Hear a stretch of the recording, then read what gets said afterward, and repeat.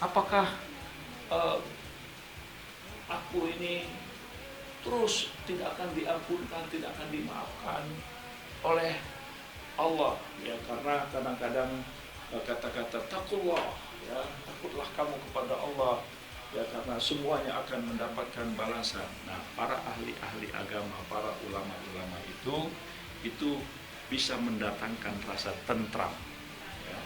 Jadi menimbulkan ketentraman kepada umatnya, kepada jamaahnya, kepada saudara-saudaranya. Jadi ahli agama, ya, para ulama yang paling bijak, ya, itu tidak membuat orang berputus asa dari rahmat Allah, dan juga tidak membuat orang-orang yang merasa terancam, merasa tidak aman dari pembalasan Allah Subhanahu wa taala, akhirnya menjadi lebih cinta, lebih mahabbah.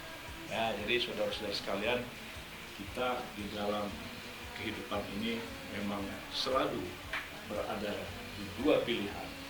Apakah lebih mengedepankan takut akan pembalasan Allah, atau kita lebih mengedepankan kecintaan kepada Allah Subhanahu wa taala. Dan ya, itulah pilihan di dalam kehidupan kita ini. Nah, dengan demikian saudara-saudara sekalian, marilah kita perbanyak, ya, perbanyak suasana kehidupan kita yang lebih bermasyarakat, membangun suasana yang betul-betul bersaudara dengan siapa yang menjadi partner-partner di dalam kehidupan kita. Nah, jangan sampai kita ini terjebak, ya, menjadi orang yang larut di dalam larut dalam kemiskinan berpikir, ya. Ya, kalau kita miskin dalam berpikir, ya akhirnya, ya, kalau kata ini, menjadi orang jahil, menjadi orang bodoh, ya. Nah, siapakah orang yang bodoh itu, saudara? Ya, orang yang bodoh itu adalah karena dia nggak punya kawan, ya. Jadi kalau kita hidup ini, ya, kemudian begitu banyak manusia, banyak kita hidup bertetangga, ya,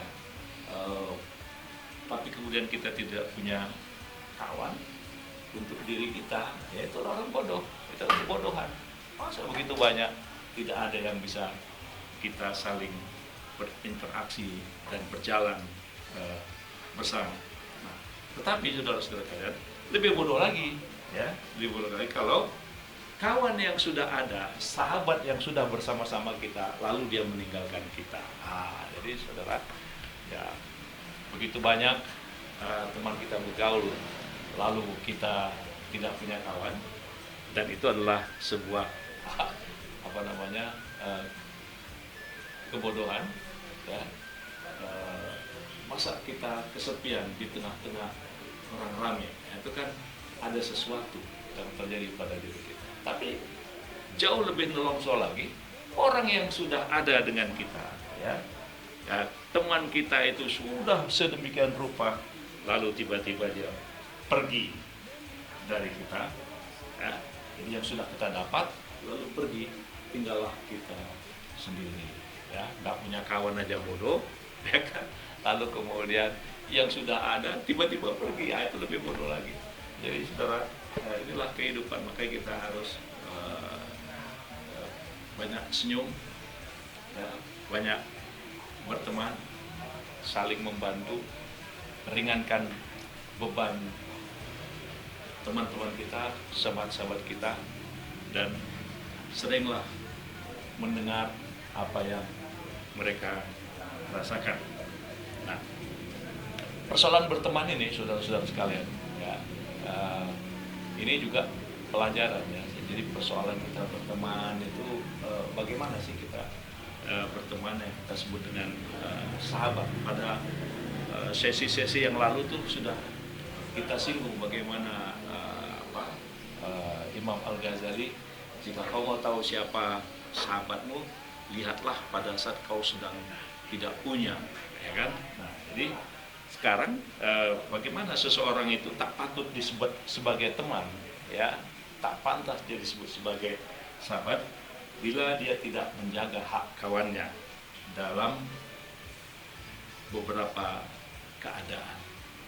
Jadi katakan kita bersahabat, katakan kita bersaudara, itu adalah bagaimana kita menjaga haknya, ya, bagaimana kita melindunginya. Ada tradisi, ya, ada tradisi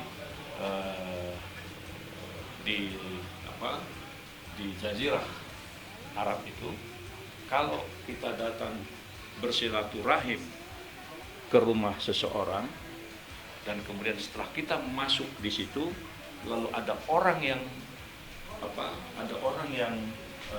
mencarinya yang sifatnya mengancam, maka orang yang tamu itu sudah dianggapnya sebagai orang yang wajib dia lindungi. Nah, jadi berteman itu ya nuansanya ya seperti itu, bagaimana kita bisa saling melindungi. Nah, apa yang bisa kita lihat? Nah, inilah kita hari ini ada dalam suasana prihatin, ya, prihatin terhadap berbagai macam kesulitan. Wabah pandemik masih simpang siur, ya kan? Kemudian juga ada musibah-musibah yang datang seperti debu Gunung Semeru, dan sadarlah seluruh kita bahwa musibah-musibah itu silih berganti akan datang, ya, sepanjang kita tidak pernah menyadari bahwa seluruh musibah-musibah itu adalah peringatan, ya. Musibah-musibah, bencana-bencana itu peringatan kepada orang-orang yang beriman dan peringatan kepada orang-orang yang telah berbuat kesalahan, ya, di dalam kehidupan ini. Karena alam itu ada hukum-hukumnya, sunnatullahi allati qad khalat min qablu walan tajida li sunnatillahi tabdila. Jadi alam itu oleh Allah ada hukum-hukumnya. Mereka hukum-hukum alam itu diciptakan agar supaya mereka bisa dimanfaatkan oleh manusia untuk kemaslahatan, untuk kehidupan. Tapi kemudian jika alam ini dikelola tidak sesuai dengan apa yang ditentukan oleh Allah, maka alam itu juga akan bereaksi terhadap kejahatan yang dilakukan oleh manusia. Nah, peristiwa-peristiwa alam itu menimbulkan bencana. Nah, disitulah kita melihat, ya, apa arti kawan, apa arti sahabat. Nah, arti sahabat, arti teman itu bisa kita lihat pada saat terjadi bencana, kesulitan, sampai sejauh mana kita bisa berbagi dan meringankan beban. Nah, itu yang pertama. Nah, yang kedua, ya, pada waktu kita bepergian, ya, waktu kita sedang bepergian kemana itu, ya kan, kita lihat sampai sejauh mana teman kita itu. Artinya apa? Apakah teman kita itu punya atensi untuk meringankan perjalanan teman kita yang akan bepergian jauh itu? Ya, makanya dulu di masa-masa, ya, sejarah-sejarah di zaman dulu biasanya itu orang bepergian itu bertahun-tahun dia meninggalkan kampung halamannya, dia merasa aman. Kenapa? Karena begitu dia masuk di satu wilayah, dia mendapat teman, dia mendapatkan saudara, sehingga orang yang bepergian jauh itu tidak pernah mengalami kesulitan. Itu zaman dulu. Nah, apakah suasana seperti itu masih kita warisi, ya, masih kita warisi sehingga kita layak disebut teman, ya.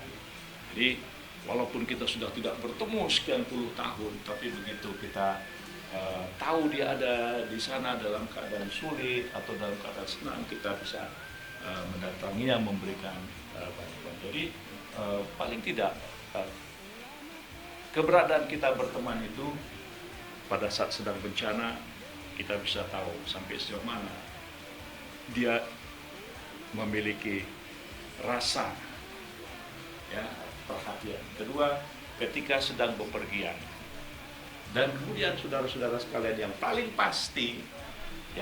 pasti dalam kehidupan dari bagaimana kita bersahabat berteman itu adalah pada waktu meninggal dunia. Biasanya kalau ada resepsi pernikahan, datang berbondong-bondong, datang rame-rame, tapi pada waktu teman kita meninggal, ya ini tolak ukur persahabatan, tolak ukur pertemanan. Apakah kita bisa ikut mengurus jenazahnya, ya kita ringankan beban-beban keluarganya, kemudian kita sholatkan dan kita antarkan dia.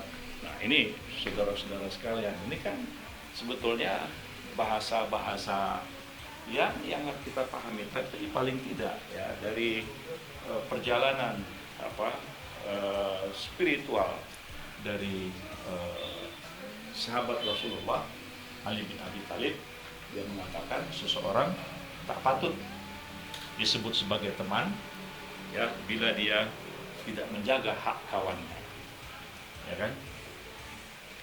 Dalam 3 keadaan.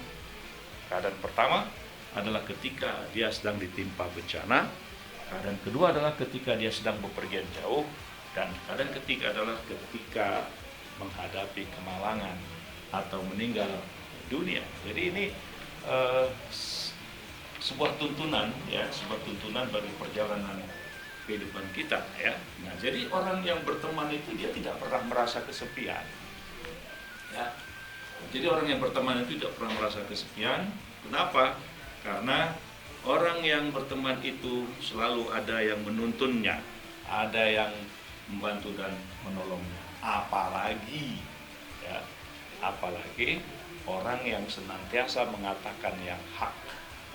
Ini saudara, orang yang senantiasa mengatakan yang hak, kulil haq walau kana murran, katakanlah yang benar itu walaupun pahit.